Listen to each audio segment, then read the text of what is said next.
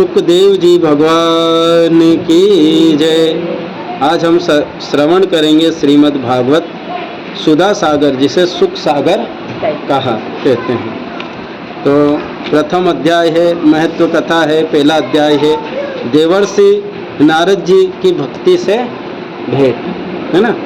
तो सच्चिदानंद रूपाय, सच्चिदानंद स्वरूप भगवान श्री कृष्ण को हम नमस्कार करते हैं, जो जगत की उत्पत्ति, स्थिति और विनाश के हेतु तथा आध्यात्मिक, आधिदैविक और आधिभौतिक तीनों प्रकार के तापों का नाश करने वाले।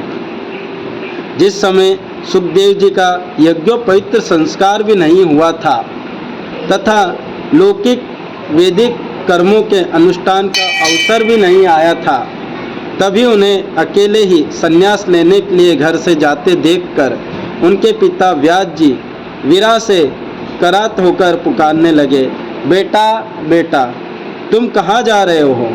उस समय वृक्ष ने तन्मय होने के कारण सुखदेव जी की ओर से उत्तर दिया कि हे सुखदेव जी के जो पुत्र है जा रहे थे, उनकी तरफ से उत्तर दिया कि ऐसे सर्वभूत हृदय स्वरूप श्री सुखदेव मुनि को मैं नमस्कार करता हूँ। जैसे उनके यहाँ पुत्र का जन्म हुआ व्यास जी भगवान के यहाँ सुखदेव जी का। अब सुखदेव जी जो 16 वर्ष माँ के गर्भ में रहे, गर्भ से निकलने के बाद वो क्या है कि सीधा जंगल की तरफ जाने लगे कि मुझे मोह माया में नहीं फंसना। और पिता तो भाई बुलाएगा ही सही कि बेटा बेटा तुम कहाँ जा रहे हो। तो सुखदेव जी तो जा रहे, पर सुखदेव जी की तरफ से जो वृक्ष है वह उनको उत्तर दे रहे। किसको? व्यास जी भगवान को। एक बार तुम उत्तर देने लगे।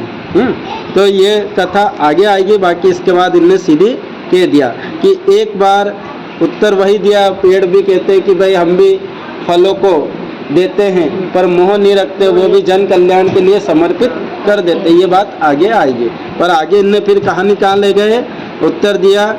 ये तो यहाँ खत्म हुआ। एक बार भक्त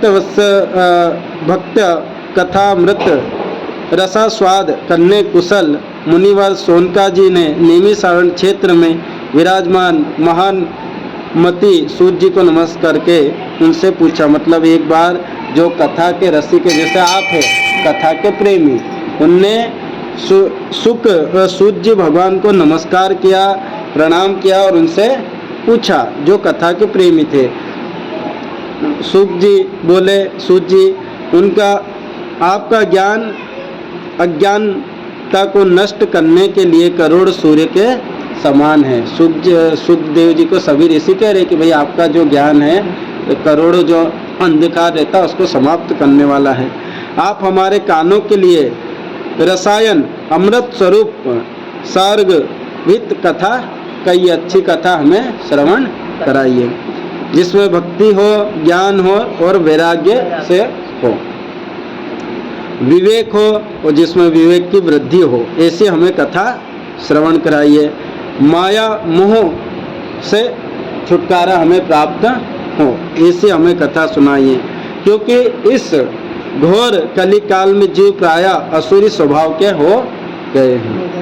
विविध कलेशों से आक्रांत जीव वो को शुद्ध देवी शक्ति संपन्न बनाने हेतु तो सर्वश्रेष्ठ उपाय बतलाइए। व्यक्ति तो दूषित हुआ है, पर ऐसी ज्ञान की बात कहिए जिससे उसके मन में धर्म के प्रति कोई ज्योत प्रज्वलित हो।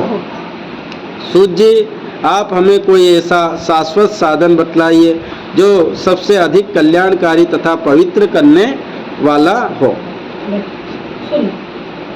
श्री कृष्ण की में परम भक्ति दे।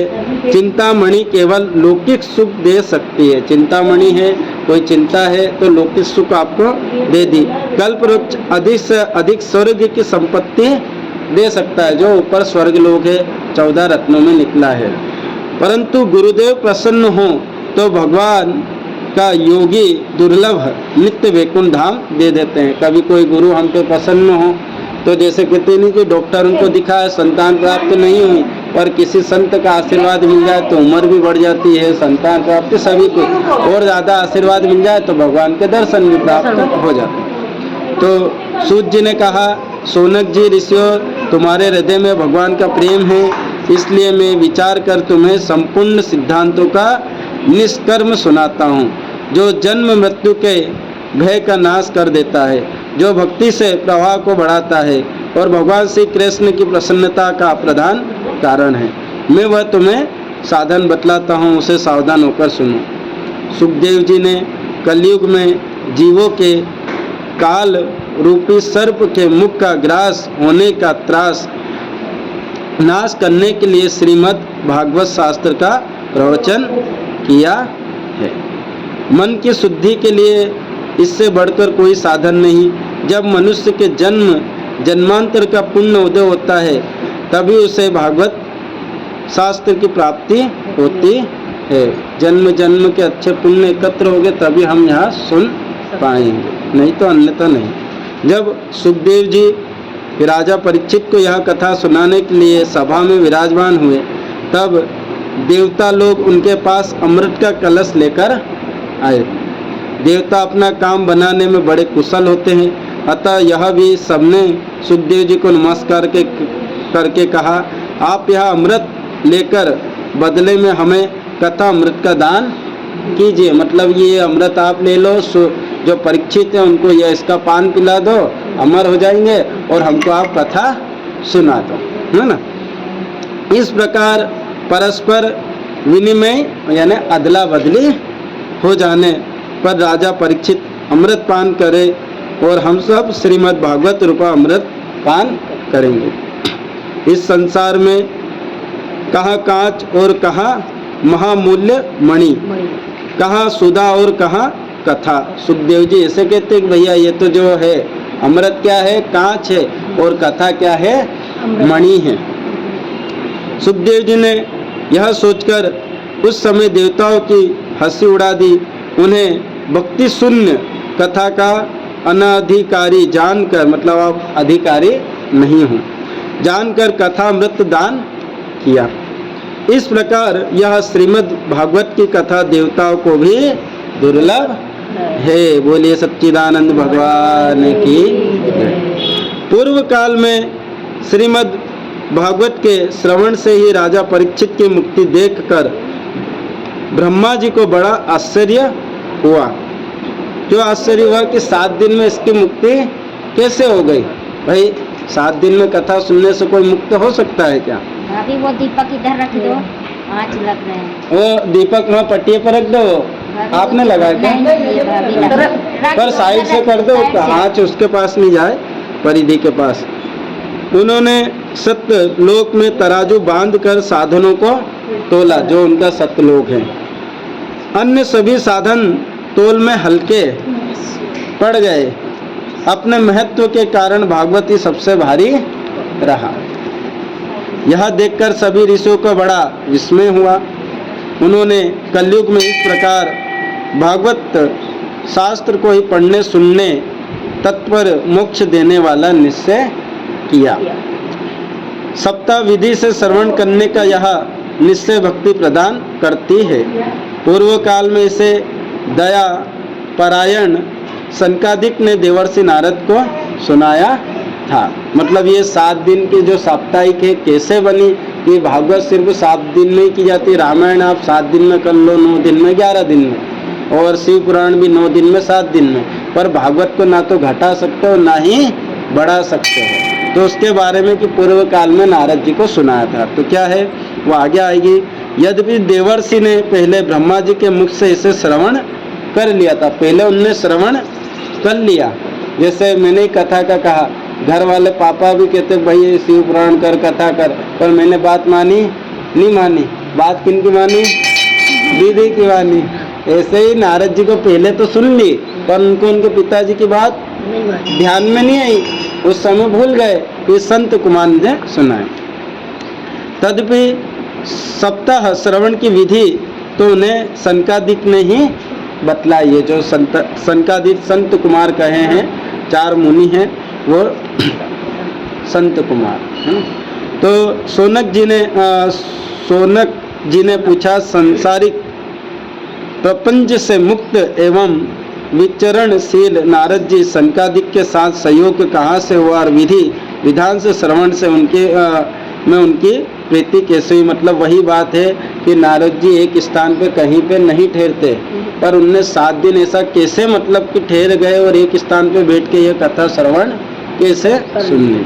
तो सूत जी ने कहा, अब मैं तुम्हें वह भक्तिपूर्ण कथा सुनाता हूँ जो सुखदेव जी ने मुझे अपना अन्य शिष्य जानकर एकांत में सुनाया था। सूत जी भगवान कह रहे कि सुख जी महाराज ने सुनाई थी।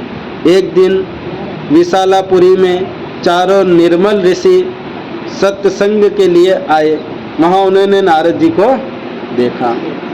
संकादिक ने पूछा, ब्राह्मण आपका मुख उदास क्यों हो रहा है?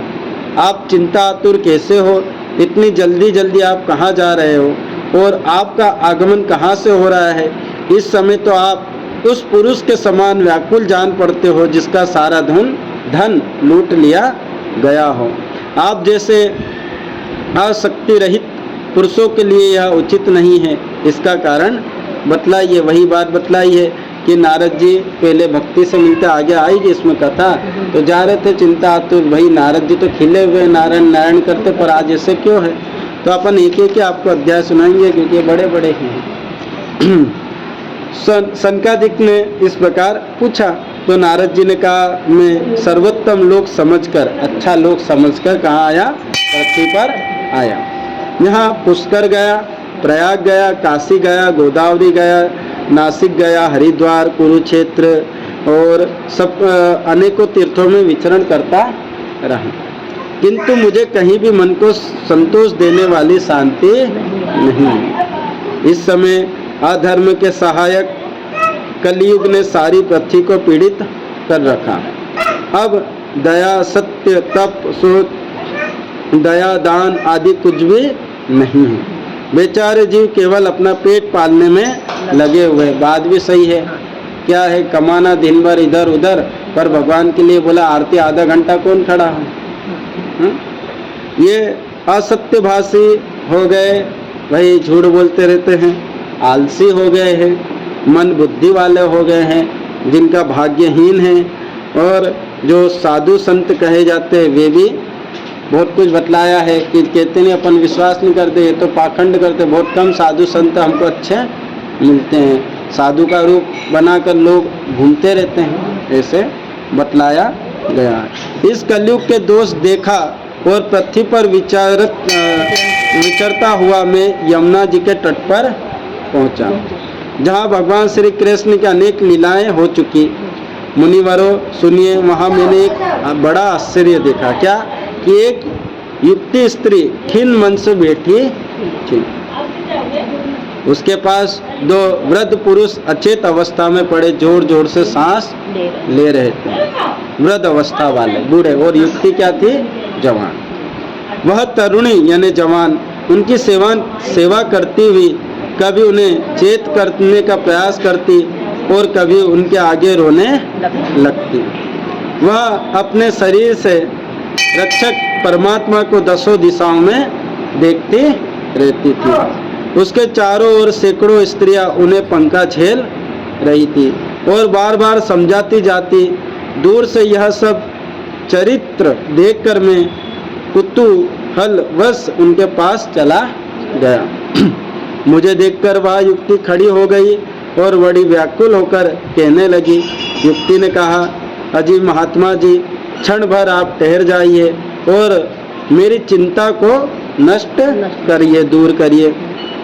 आपका दर्शन तो संसार के सभी पापों को सर्वथा नष्ट करने वाला है। साधु महात्मा का दर्शन करें हम, जब से अपने यहाँ शिवरात्रि पाते तो कितना अच्छा लगता है, मन में शांति मिलती है। आपके वचनों से मेरे दुख भी बहुत कुछ शांति हो जाएगी। आप अच्छे वचन कहेंगे तो सारा दुख चले जाएगा। मनुष्य का जब बड़ा भाग्य होता है तब संत के दर्शन प्राप्त होते हैं। कहने संत समागम हरि कथा तुलसी दुर्लभ दोय। संतों का दर्शन बहुत दुर्लभ है। सो नारद जी कहते हैं, तब मैंने उस स्त्री से पूछा, देवी तुम कौन हो?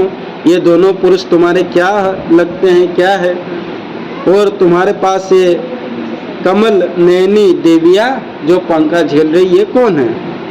तुम हमें विस्तार से अपने दुख का कारण बतलाओ। युक्ति ने कहा, मेरा नाम भक्ति है और ये ज्ञान वैराग्य नाम के मेरे पुत्र हैं। समय के फेर से ये ऐसे जर्जर यानी वृद्ध अवस्था वाले हो गए हैं। ये देवियाँ जो है, ये गंगा जमुना सरस्वती जो नदियाँ हैं, ये सब देवियाँ हैं, सब मेरी सेवा करने के लिए आई है। इस प्रकार साक्षात देवों के द्वारा सेवित होने पर भी मुझे सुख शांति नहीं है। तपोधन, अब ध्यान देकर मेरा वृत्तांत सुनिए आप। मेरी कथा वैसे तो प्रसिद्ध है, फिर भी उसे सुनकर आप मुझे शांति प्रदान करें। मैं द्रविड़ देश से उत्पन्न हुई, मतलब कहाँ पे आपने देखा, साउथ की मूवी देखो तो सारा सब कुछ विधि विधान बतलाते हैं। वो शादी का भी, गमी का भी है, मान का, बच्चे का भी जन्म अच्छे से बतलाते हैं। तो अभी तक वहाँ पे चल रहा, मतलब वहाँ से मेरा जन्म हुआ। कर्नाटक में बड़ी हुई, कहीं कहीं महाराष्ट्र में सम्मानित हुई, हाँ, किंतु गुजरात में मुझे बुढ़ापे ने आ घेर लिया, मतलब दिखावा है ना। वहाँ घोर कलयुग के प्रभाव से पाखंडी ने मुझे अंग भंग कर दिए। चिरकाल तक वहाँ अवस्था रहने के कारण मैं अपने पुत्रों के साथ दुर्लभ और निस्तेज होकर गई। अब जब से मैं वृंदावन आई, तब से पुनः परम सुंदरी स्वरूपती नवयुक्ति हो गई। क्योंकि वृंदावन में क्या है, राधे कृष्णा राधे भक्ति, पर ज्ञान और वैराग्य अलग चीज हो गई। ज्ञान मतलब कि किसी चीज का ज्ञान होना कि ये सही है कि ये गलत है, कि पूजा की विधि। वैराग्य मतलब कि ये सब मोह माया है, छोड़ो, भगवान को भी समय दो। तो ये तो कोई छोड़ता नहीं है, और ज्ञान है नहीं, सिर्फ भक्ति है, भजन करो, हंसी टटोली आनंद, ये तो ये भक्ति है ना।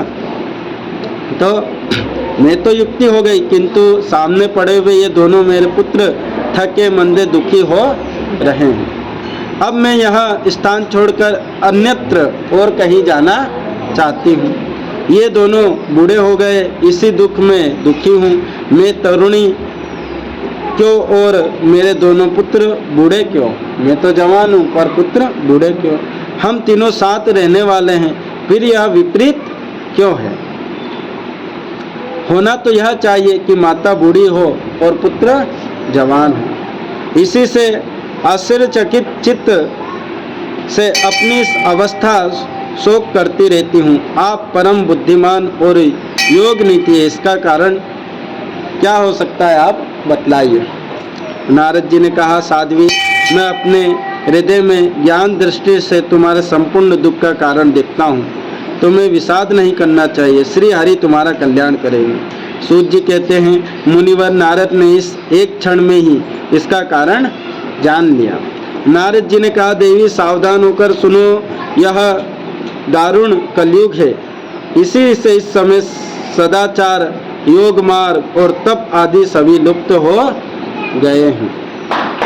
लोग सट्टा और ये सट्टा जो है और दुष्कर्म में अघासुर बन गए हैं। संसार में जहाँ देखो वहाँ सत्पुरुष दुख में है और दुष्ट सुखी हो रहे हैं। जो अच्छा व्यक्ति है वो दुखी है और जो दुष्ट है वह सुखी है। इस समय जिस बुद्धिमान पुरुष का धैर्य बना रहे वही बड़ा ज्ञानी और पंडित है। बात भी सही है, अपन धैर्य बना के रखे, अड़ोस पड़ोस में झगड़ा करेंगे, कुछ काम फंसा तो कोई अपना साथ नहीं देगा। तो वही है कि ज्ञानी वही है जो धैर्य बांधकर चले। पृथ्वी क्रमशः प्रति वर्ष शेष जी के लिए भार स्वरूप होती जा रही है। अब यह छूने योग्य क्या देखने योग्य भी नहीं रही और न इसमें कहीं मंगल ही दिखाई देता है। अब किसी को पुत्रों के साथ तुम्हारा दर्शन भी नहीं होता। विषय अनुराग के कारण अंधे बने हुए जीवों के उपेक्षित होकर तुम जर्जरित हो रही हो। वृंदावन में के सहयोग से तुम फिर नवीन तरुणी हो गई, अतः वृंदावन धाम धन्य है। जहाँ भक्ति सर्वत्र नृत्य करती रहती है, परंतु तुम्हारे इन दोनों पुत्रों का कोई ग्राहक नहीं है। भाई कौन है उसका ग्राहक? ज्ञान की किताब जैसे ही अपन, इससे ज्ञान प्राप्त होगा, पर कोई लेना चाहेगा? नहीं लेना। इतने लोग हैं, पर जो है कि भैया 5 मिनट 10 मिनट लगे एक ही अध्याय पढ़ेंगे, पर जिनको लेना वही लेगा, ऐसा। अब तुम्हारा कोई ग्राहक नहीं, इसलिए इनका बुढ़ापा नहीं छूट रहा। यह इनको कुछ आत्म सुख आनंद की प्राप्ति होने के कारण सोते से जान पड़ते हैं। भक्ति ने कहा, राजा परीक्षित ने इस पापी कलयुग को क्यों रहने दिया? जब आप कह रहे कि कलयुग के कारण सब दुखी है, न ऐसी अवस्था हुई, इसके आते ही सब वस्तुओं का सार न जाने कहाँ चला गया। करुणामय श्री हरि से भी यह अधर्म कैसे देखा जाता है? सुने, मेरा यह संदेह दूर कीजिए, आपके वचनों से मुझे बड़ी शांति मिलेगी। नारद जी ने कहा, यदि तुमने पूछा है तो प्रेम से सुनो कल्याणी, मैं तुम्हें सब बताऊंगा और तुम्हारा दुख दूर हो जाएगा। जिस दिन भगवान श्री कृष्ण इस भूलोक को छोड़कर अपने परम धाम को पधारे, उसी दिन से यह संपूर्ण साधनों में बाधा डालने वाला कलयुग आ गया। जैसे ही भगवान गए और कलयुग आ गया। दिग्विजय के समान राजा परीक्षित की दृष्टि पड़ने पर कलयुग दीन के समान उनकी शरण में आया। भ्रमर के समान सार ग्रही राजा ने यह निश्चय किया कि इसका वध मुझे नहीं करना चाहिए, क्योंकि जो फल बड़ी बड़ी तपस्या, कितनी हजारों वर्ष तपस्या करी, जो योग समाधि करते और उससे जो फल नहीं मिलता, जो पुण्य नहीं मिलता, वह कलयुग में सिर्फ हरि कीर्तन से प्राप्त हो जाता है। इस प्रकार सारहीन होने पर भी उसे इस एक ही दृष्टि से सारयुक्त देखकर उन्होंने कलयुग में उत्पन्न होने वाले जीवों के सुख के लिए इसे रहने दिया। एक समय लोगों के कुकर्म में प्रवृत्त होने के कारण सभी वस्तुओं का सार निकल गया और पृथ्वी के सारे पदार्थ बीजहीन भूसी के समान हो गए। ब्राह्मण केवल अन्न धनादि लोभ वश घर घर जन जन भगवत की कथा सुनाते हैं लगे। इसलिए कथा का सार चला गया। बात भी सही है, आप कथा श्रवण करें 2-3 घंटे की, जिसमें कहानी, चुटकुले, बहुत सारे भजन, और कथा तो बिल्कुल सुनाएंगे नहीं, काय के लिए मनोरंजन कराएंगे, पब्लिक आएगी तो बहुत सारा धन आएगा। तीर्थों में नाना प्रकार के अत्यंत घोर कर्म करने वाले नास्तिक और नरकी पुरुष ही रहने लगे, इसलिए तीर्थों का भी प्रभाव जाता रहा।